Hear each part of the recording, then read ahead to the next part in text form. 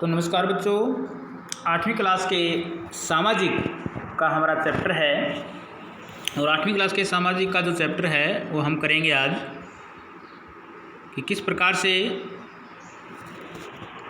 जो अभ्यास के प्रश्न है, हमें इसकी जो डेफिनेशन थी, विवरण था, वो पढ़ लिया था, पाठ का पूरा सार पढ़ लिया था कि इस पाठ में क्या क्या आने वाला है। तो आगे हम करेंगे इस पाठ का अभ्यास। इस अभ्यास के जो क्वेश्चन हैं उनको देखेंगे आज अभ्यास में, इस पाठ में क्या दिया गया है। तो पाठ हमारा है, पाठ का अभ्यास हमारा है निम्नलिखित के जोड़े बनाए। अब जोड़े बनाने हैं, मतलब उचित मिलान करना है। जोड़े मिलान आपने पढ़ा ना, उचित मिलान करना है। क्योंकि दीवानी का मतलब क्या होता है भाई? दीवानी तो भू राजस्व वसूल करने का अधिकार। तो किसी भी क्षेत्र में वहाँ भू राजस्व में भूमि पर जो कर है उसको वसूल करने का अधिकार बोलते थे। कि क्या बोलते थे? दीवानी बोलते थे। दीवानी को क्या बोलते थे? भू राजस्व वसूल करने का अधिकार। इसी बार शेर ए मैसूर, शेर ए मैसूर कौन था भाई? टीपू सुल्तान, क्योंकि मैसूर का राजा था और इसको नाम दिया गया था, एक उपाधि मिली हुई थी शेर ए मैसूर। इसको शेर ए मैसूर के नाम से इसी जाना जाता है क्योंकि इन्होंने शेर का शिकार किया था। अगला है फौजदारी अदालत। फौजदारी अदालत का मतलब क्या आता है? फौजदारी अदालत का मतलब होता है फौजदारी अदालत। इसका आएगा फौजदारी अदालत, क्योंकि ऑप्शन में दिया गया है ना फौजदारी अदालत ही, तो फौजदारी अदालत के बाद क्या आएगा? फौजदारी अदालत। रानी चेन्नम्मा, रानी चेन्नम्मा कौन थी भाई? कित्तूर में अंग्रेज़ विरोधी आंदोलन का नेतृत्व करने वाली, कित्तूर की महारानी थी ये। वहाँ के एक क्रांतिकारी योद्धा थी रानी चेन्नम्मा, और इन्होंने अंग्रेज का विरोध किया था। सिपाही, सिपाही क्या होता है? सिपाही अंग्रेज़ी में क्या बोलते हैं? इसको सिपाही बोलते हैं, लेकिन इसको शॉर्टकट तरीके में सिपाही बोल देते हैं। सिपाही होता है वैसे ये। वॉरेन हेस्टिंग्स, वॉरेन हेस्टिंग्स कौन था भाई? भारत का पहला गवर्नर जनरल था। कौन था? भारत का पहला गवर्नर जनरल था वॉरेन हेस्टिंग्स। ये था हमारा पहला क्वेश्चन, जो सही जोड़े बनाने थे आपने। अब आपने खाली स्थान भरने हैं भाई, रिक्त स्थान भरें। रिक्त स्थान भरना है। देखिए, बंगाल पर अंग्रेज़ों की जीत खालिस्तान की जंग से शुरू हो गई थी। बंगाल पर अंग्रेज़ों की जीत प्लासी के युद्ध, पहला युद्ध कौन सा हुआ था? सिराजुद्दौला और अंग्रेज़ों के बीच में जो युद्ध हुआ था वो युद्ध था प्लासी का युद्ध। उससे बंगाल की जीत है वो शुरू हो गई थी। हैदर अली और टीपू सुल्तान खालिस्तान के शासक थे। तो हैदर अली और टीपू सुल्तान के पिताजी का नाम था हैदर अली, और ये दोनों कहाँ के शासक थे? मैसूर के शासक थे।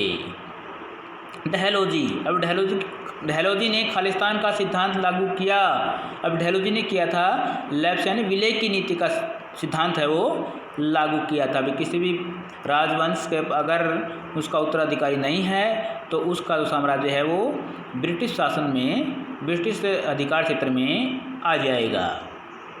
तो डहलौजी ने लैप्स यानी विलय की नीति को अपनाया था। मराठा रियासतें मुख्य रूप से भारत के खालिस्तान भाग में स्थित थी। मराठा रियासतें मतलब मराठों की जो रियासत थी, जहाँ के मराठा शासक थे, वो भारत के कौन से भाग में थे? वो मध्य तथा पश्चिमी भाग में, मध्य और जो पश्चिमी भाग था भारत का, वहाँ पर जो मराठों की रियासतें थी वो थी। ये दो क्वेश्चन हो गए हमारे।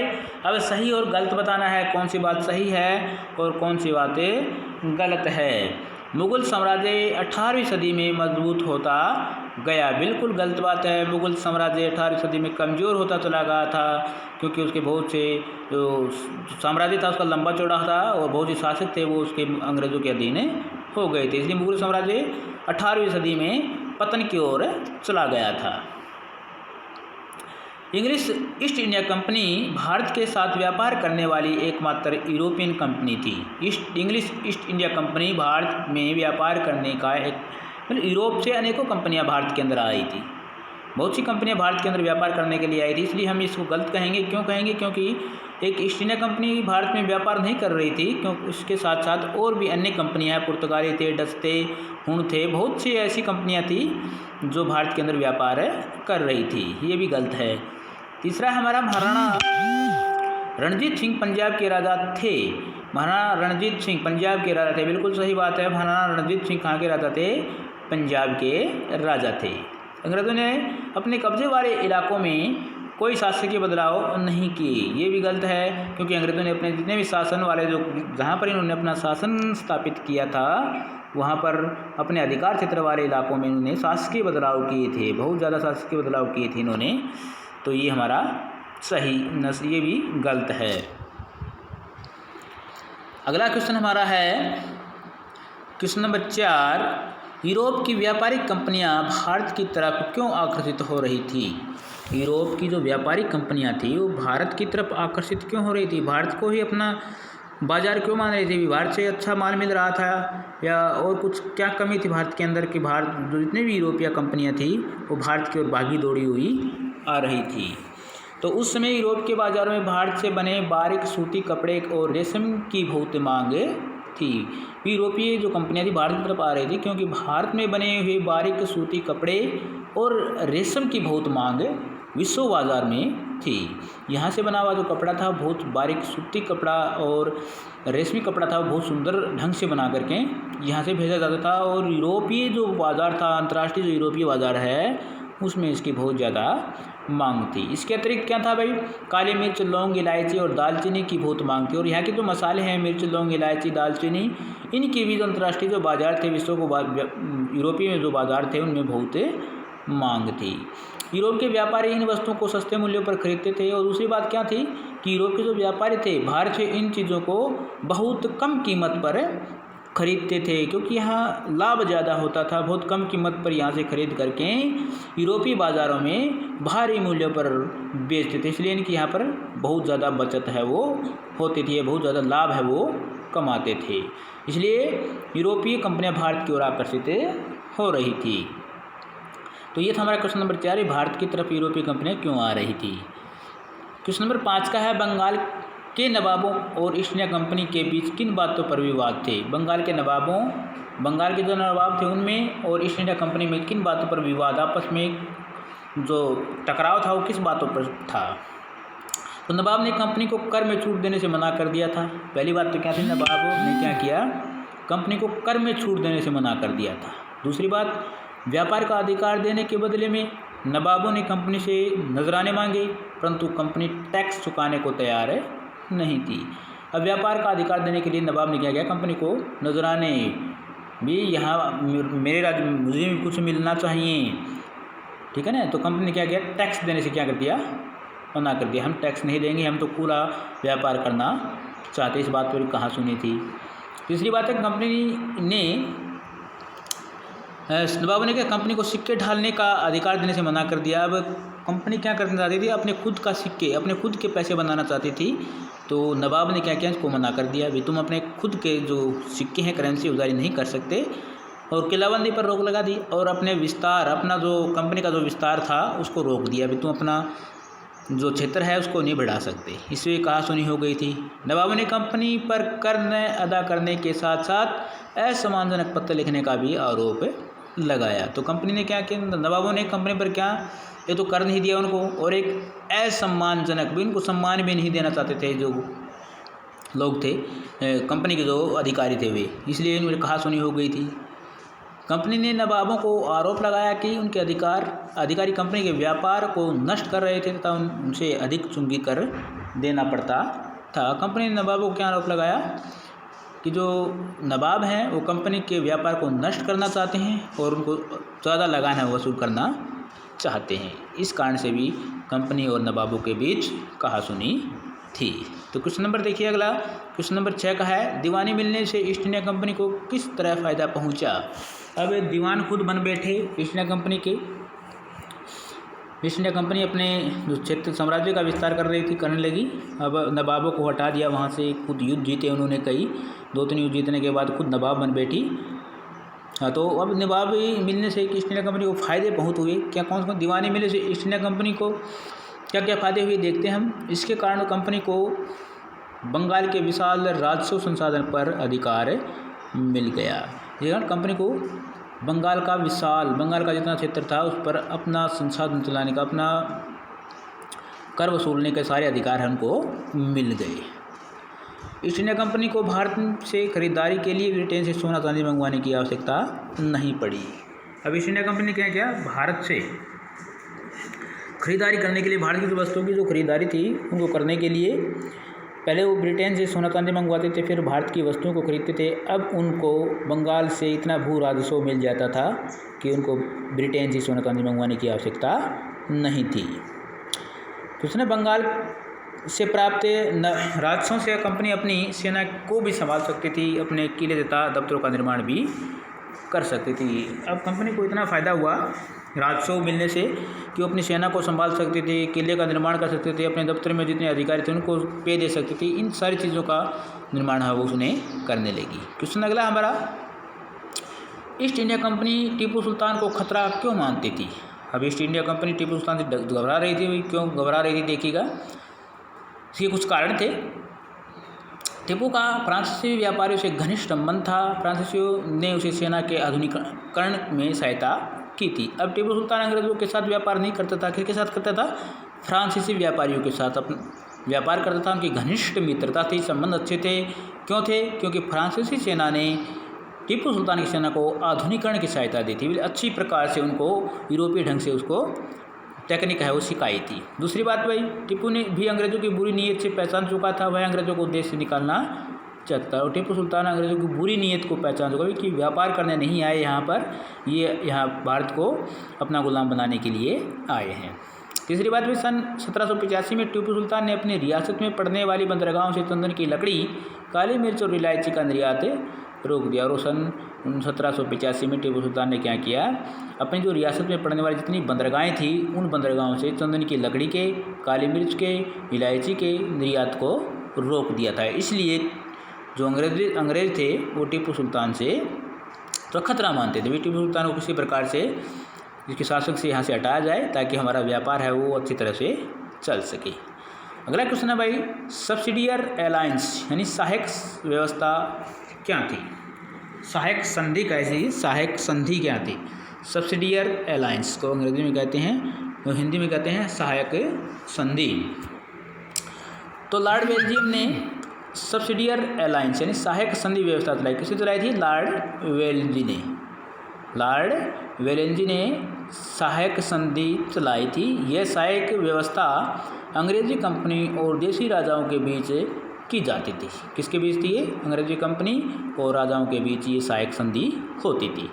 संधि मानने वाले राजा को निम्नलिखित शर्तों का पालन करना पड़ता था। मतलब शर्तें होती थी कुछ उनकी अंग्रेजों की, वो शर्तों का पालन करना होता था। अपने राज्य में उसे अपने खर्च पर एक सहायक सेना रखनी थी। अपने राज्य में उसे अपने खर्च पर अंग्रेजी सेना को रखना होता था। भाई अंग्रेजी सेना है, राजा अपने खर्च पर उस सेना का लालन पालन पोषण करे और उसको रखे। अपने दरबार में एक अंग्रेज रेजिडेंट रखना और अपने दरबार के अंदर एक रेजिडेंट रखना, अंग्रेज अधिकारी रखना, उसकी देख रेख में सारे कार्य होने चाहिए। किसी विदेशी को अपने दरबार में अंग्रेज़ों की आज्ञा के बिना नौकरी न देना। किसी भी दूसरे में कोई और भी कंपनियां भारत के अंदर आई हुई थी, किसी भी विदेशी को अंग्रेजी अधिकारी की आज्ञा के बिना नौकरी पर न रखना। किसी राजा से अंग्रेज़ों की आज्ञा के बिना संधि या युद्ध न करना। अंग्रेज़ों के बगैर पूछे, बगैर इजाज़त के जो राजा होता था वो न तो किसी के साथ युद्ध कर सकता था और न ही किसी के साथ संधि कर सकता था। इन शर्तों के बदले कंपनी देशी राजाओं की भीतरी संकट तथा भारी आक्रमण की सुरक्षा करने का वचन देती थी। अगर कोई राजा, देशी राजा इस सहायक संधि को मान लेता था तो कंपनी उस राजा को आंतरिक और बाहरी आक्रमण से रक्षा करने का वचन देती थी। भी हम आपकी बाहर से किसी दूसरे राज्य के आक्रमण से या फिर अपने राज्य का विद्रोह है उसको उससे आपकी सहायता करेंगे। ये था सहायक संधि जो लॉर्ड वेलेंजी ने चलाई थी। क्वेश्चन अगला है नौका भाई, कंपनी का शासन भारतीय राजाओं के शासन से भिन्न था। कंपनी का शासन भारतीय राजाओं के शासन से भिन्न था। कैसे था भाई? भारतीय राजाओं का शासन और कंपनी शासन में क्या अंतर था जी देखिएगा। भारतीय राजाओं ने भी अपने राज्य का प्रशासनिक तथा राजस्व विभाजन विभिन्न इकाइयों में कर रखा था। भारतीय राजाओं ने अपने राज्य का प्रशासनिक और राजस्व विभाजन है वो कर रखा था। अभी प्रशासनिक विभाजन किया हुआ था। इकाइयों में कर रखा था, लेकिन ये इकाइयाँ अंग्रेजी प्रशासनिक एवं राजस्व इकाइयों की तरह प्रभावी नहीं थी। जिस प्रकार अंग्रेज़ों ने अपने राज्य का विस्तार कर रखा था, जिस प्रकार राजस्व का विभाजन कर रखा था, उस प्रकार की जो विभाजन है वो भारतीय राजाओं ने भी किया था, लेकिन भारतीय राजाओं का जो राजस्व इकाइयाँ थी उनका अंग्रेजी राजस्व इकाइयों की तरह प्रभावी नहीं थी। अंग्रेज़ों ने प्रेसिडेंसी के रूप में एक प्रशासनिक इकाई बनाई थी। राजधानी के रूप में क्या बनाया था उन्होंने, एक इकाई बनाई थी जिसको प्रशासनिक इकाई, एक इकाई बनाई। कौन सी? अंग्रेज़ों ने प्रेसिडेंसी हमारे बम्बई, मद्रास, चेन्नई, मद्रास या चेन्नई या कोलकाता, दिल्ली, इस प्रकार की प्रेसिडेंसी थी उस समय। तो उनका जो मुखिया होता था उसको क्या कहते थे? गवर्नर कहा जाता था। क्या कहा जाता था? गवर्नर है वो कहा जाता था। एक तो हो गया भाई।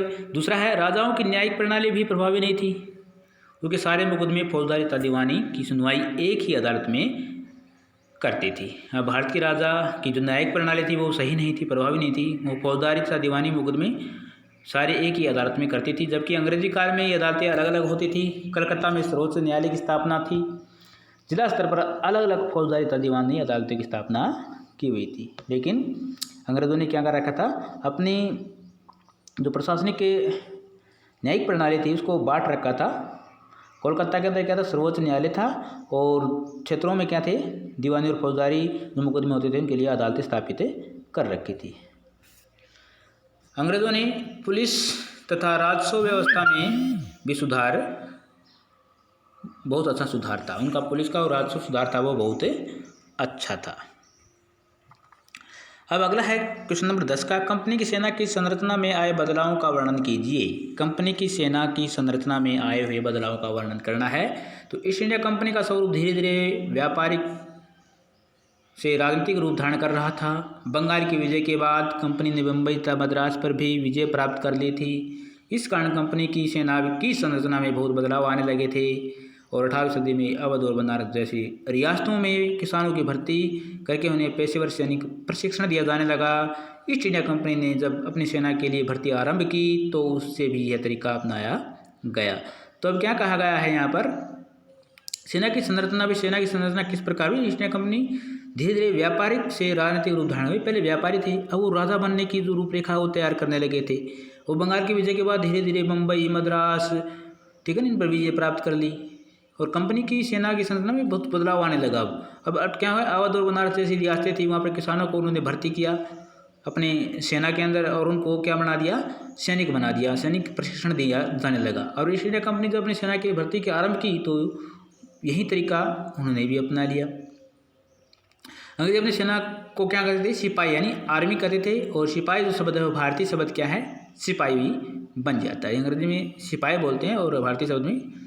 इसी प्रकार से युद्ध की तकनीक बदलने लगी भाई। 1820 में सेना में घुड़सवार टुकड़ियों की आवश्यकता कम होने लगी। अभी युद्ध की टेक्निक भी बदलने लगी। घुड़सवार और टुकड़ियाँ जो पैदल सैनिक होते थे, घोड़े पर सवार होते की आवश्यकता कम होने लगी। इसके कारण यह था कि अंग्रेजी बर्मा, अफगानिस्तान और मिस्र से भी लड़ रहे थे, जहाँ सिपाही मस्केट यानी तोड़ेदार बंदूक और मैचलॉक से लैस होते थे। अब तोब उसे जो सेना थी वो लैस कर दिया गया। बदलती सैनिक आवश्यकताओं के अनुसार पैदल टुकड़ी अधिक महत्वपूर्ण होती जा रही थी। जो पैदल टुकड़ी होती थी वो अधिक महत्वपूर्ण होती जा रही थी, और 19वीं सदी के आरंभ में सेना को यूरोपीय ढंग से प्रशिक्षित किया जाने लगा। अब उन पर पहले से अधिक नियंत्रण रखा जाता था। इस प्रकार से अंग्रेज़ों ने अपने सेना की संरचना है वो बनाई थी। तो आज के लिए इतना ही करेंगे। ये हमारा जो पाठ था इसका अभ्यास पूरा हो चुका है, और अगला जो अभ्यास है हम फिर करेंगे, अगले वीडियो में करेंगे। तब तक के लिए धन्यवाद।